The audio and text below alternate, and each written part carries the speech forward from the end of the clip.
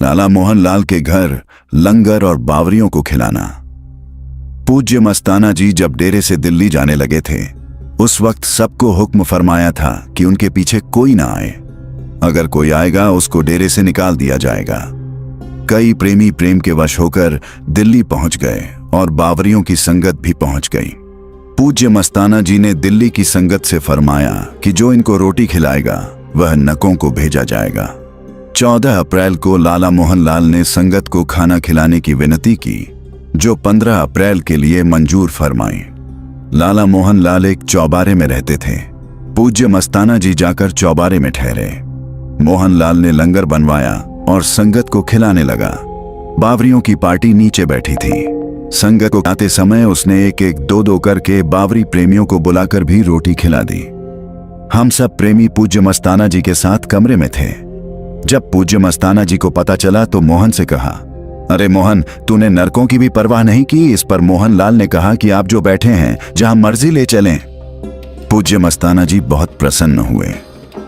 15 अप्रैल शाम को खुर्जा से 2 सेठ लाला मुंशीराम और भगवान दास पूज्य मस्ताना जी के पास आए और खुर्जा में सत्संग के लिए विनती की। पूज्य मस्ताना जी ने उनको कहा कि अच्छा, तुम्हारे भी दर्शन करेंगे और उनको 17 अप्रैल का समय दे दिया। जब खुर्जा पहुंचे तो देखा कि उन दोनों सेठों के अलावा और कोई आदमी वहां नहीं था। पूज्य मस्ताना जी ने पूछा कि यहां तो कोई नहीं है और तुमने सत्संग रखवाया हुआ है। वे सेठ हाथ जोड़कर खड़े हो गए और बड़ी दीनता से विनती की कि आप बेपरवाह हैं, अब दुनिया के रक्षक और स्वामी हैं। हम आपसे एक दान मांगते हैं। हमने एक जर्मनी की बनी मशीन लगाई है जो लाखों रुपए की है। इस मशीन से बोल्ट यानी पेच तैयार किए जाते हैं। 1 मिनट में हजारों बोल्ट तैयार कर देती है। वह मशीन किसी कारण खराब हो गई है। कोई मिस्त्री उसको ठीक नहीं कर पा रहा, क्योंकि मशीन बाहर जर्मनी की बनी हुई है। यहाँ के मिस्त्रियों को तो पता ही नहीं लग रहा कि क्या खराबी है। हमने आपके सामने झूठ बोला है कि सत्संग है। आप दया मेहर करके इस मशीन को ठीक कर दें। पूज्य मस्ताना जी यह बात सुनते ही गुस्से में आ गए और फरमाया कि तुमने बहुत धोखा किया है। आओ, चालाकी से यहाँ ले आए हो। फिर गुस्से में इधर से उधर और उधर से इधर कमरों में घूमने लगे। जोर जोर से चक्कर लगा रहे थे। उनका चेहरा लाल सुर्ख हो रहा था और साथ ही यह फरमाते थे कि अगर मशीन ठीक हो जाए तो लोग बोलेंगे कि यह फकीर बड़ा करामाती है। अगर यह मशीन ठीक ना हुई तो लोग बोलेंगे कि यह फकीर झूठा और पाखंडी है। दोनों तरफ से मार, बड़ा कहर किया है। घंटा भर इसी तरह चक्कर लगाते रहे। इतने में मोहनलाल दिल्ली से आ गया। पहले उसका विचार आने का नहीं था, फिर अचानक ही ख्याल बन गया था। उसने आकर धन धन सतगुरु तेरा ही आसरा का नारा लगाया। पूज्य मस्ताना जी ने गुस्से की हालत में उसको सारा हाल सुनाया कि ये झूठ बोलकर हमें लाए हैं। अब किस तरह किया जाए। मोहनलाल दिल में सोचने लगा कि सब धरती के मालिक, चींटी से लेकर हाथी तक की पुकार सुनने वाले मुझे यूं ही बीच में डालकर पूछते हैं कि किस तरह किया जाए। वह बोला, साईं जी, आप क्यों फिक्र करते हैं? सतगुरु समर्थ हैं और वे परवाह हैं। मोहनलाल ने जोर से धन धन सतगुरु का नारा लगाया और वह मशीन चल पड़ी। वे सेठ तो इतने खुश हुए कि उनकी खुशी का कोई ठिकाना ही न रहा। दूसरे लोग भी यह माजरा देखकर हैरान रह गए कि यह कारखाना जो बहुत दिनों से खराब हुआ पड़ा था और दिल्ली वगैरह के मशहूर मिस्त्रियों से भी ठीक न हुआ था, वह एक ही नारा लगाने से चल पड़ा। जरूर ही ये कोई कामिल फकीर हैं। अब बहुत लोग वहां जमा होने लगे और सबने सत्संग के लिए अर्ज की। पूज्य मस्ताना जी ने अपने आप को छुपाने के वास्ते एक बड़ा तख्त पोश मंगवाया। उस पर एक और तख्त पोश रखा। उस तख्त पोश पर एक बड़ा मेज रखकर उस पर एक कुर्सी रखवा दी और मोहनलाल को हुक्म दिया कि उस कुर्सी पर जाकर बैठ जाओ। अब मोहनलाल बेचारा क्या करे, मस्ताना जी के सामने कैसे ऊंचा बैठे। फिर सोचा कि हुक्म न मानना भी अपराध है। मजबूर होकर ऊपर चढ़कर कुर्सी पर जाकर बैठ गया। पूज्य मस्ताना जी ने वहां इकट्ठे हुए लोगों को फरमाया कि इस मोहनलाल ने ही यह करामात दिखाई है कि धन आना। धन धन सतगुरु का नारा लगाया और यह कारखाना चल पड़ा। अब मोहनलाल बेचारा बहुत हाथ बांधे कि उसने कुछ नहीं किया, जो भी किया है पूज्य मस्ताना जी ने किया है। जब वह यह बात कहता तो पूज्य मस्ताना जी उसे धमका देते कि चुप रहो। इस तरह काफी देर तक लोगों का जमघट रहा। यह खेल देखकर लोग हैरान व परेशान रह गए कि इतना बिगड़ा हुआ कारखाना चल पड़ा। सारे खुर्जा में और दिल्ली में यह बात बिजली की तरह फैल गई कि पूज्य मस्ताना जी रूहानियत के कामिल फकीर हैं, जिनके शिष्य ने ही एक नारा धन धन सतगुरु का लगाकर कारखाना चला दिया। फिर वहां 2 दिन तक खूब सतगुरु का यश हुआ। वहां के एक प्रेमी श्यामलाल का ख्याल पूज्य मस्ताना जी को अपने घर ले जाने का था। वह बोला तो कुछ नहीं, लेकिन उसकी अंदरूनी आवाज कह रही थी कि हमारे घर चलें।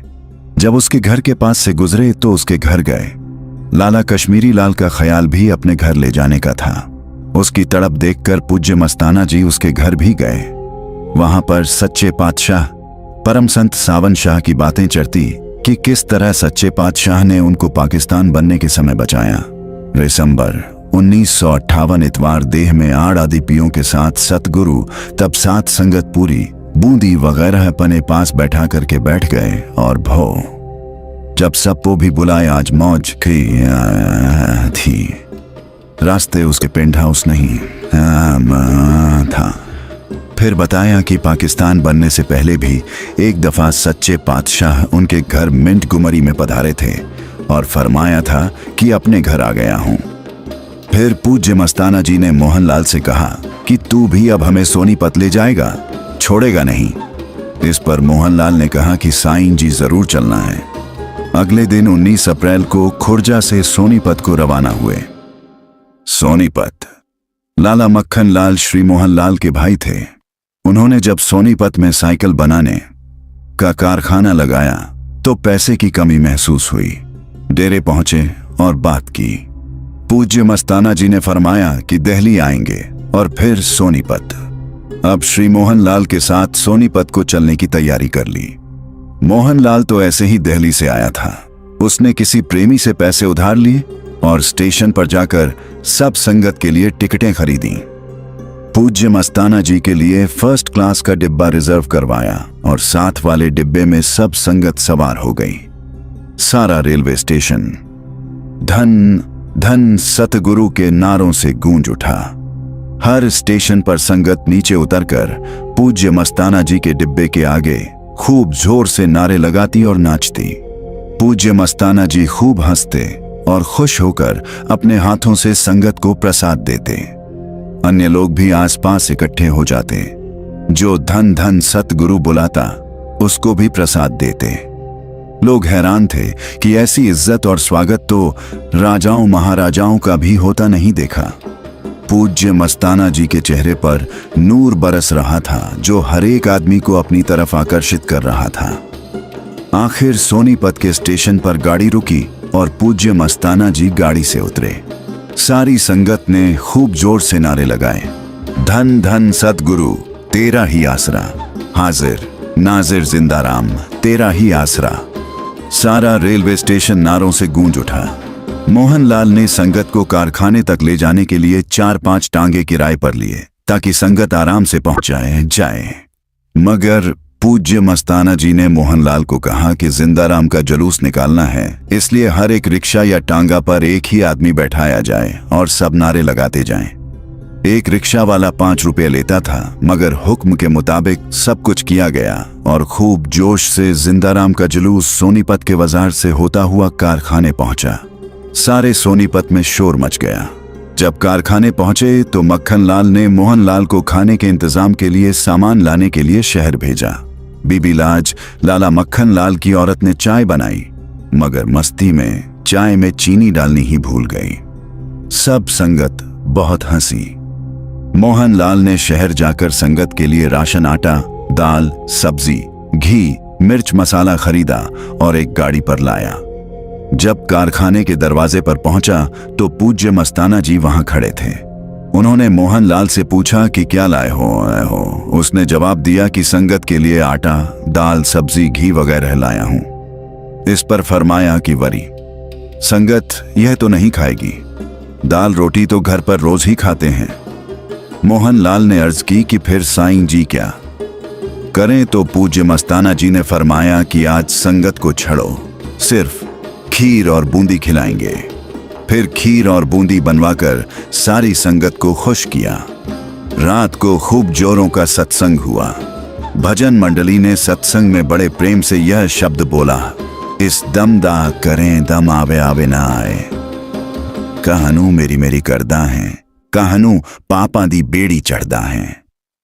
3 गज है कफन दा टुकड़ा, तेरे हाथ आवे आवे ना आवे। इस पर पूज्य मस्ताना जी ने मोहनलाल को कहा कि वह रात वाली बात सुना कि किस तरह कफन का 3 गज टुकड़ा हाथ न आवे। उसने दिल्ली के एक दुकानदार की बात सुनाई कि एक सरदार था। सुबह नहा धोकर, दाढ़ी पर फिक्सो क्रीम लगाकर, बूट पॉलिश करके और कपड़े पहनकर साइकिल पर दुकान को जा रहा था। जब कश्मीरी गेट से गुजर रहा था तो एक बस आगे से आ निकली, दूसरी पीछे से आ गई। घबरा गया। एक बस से टक्कर लगी, गिर पड़ा। साइकिल और पगड़ी दूर जा पड़े। उधर से दूसरी बस आ गई और उसका सिर बस के अगले पहिए के नीचे आकर कुचला गया। जिस्म के टुकड़े टुकड़े हो गए। पुलिस ने आकर लाश संभाली। उसके किसी वारिस का पता न चलने पर लाश लावारिस समझकर जला दी गई। वह शराब पीने का आदी था। पड़ोसी दुकानदार ने ख्याल किया कि आज शराब ज्यादा पी ली होगी और नींद नहीं खुली होगी, इसलिए दुकान पर नहीं आया।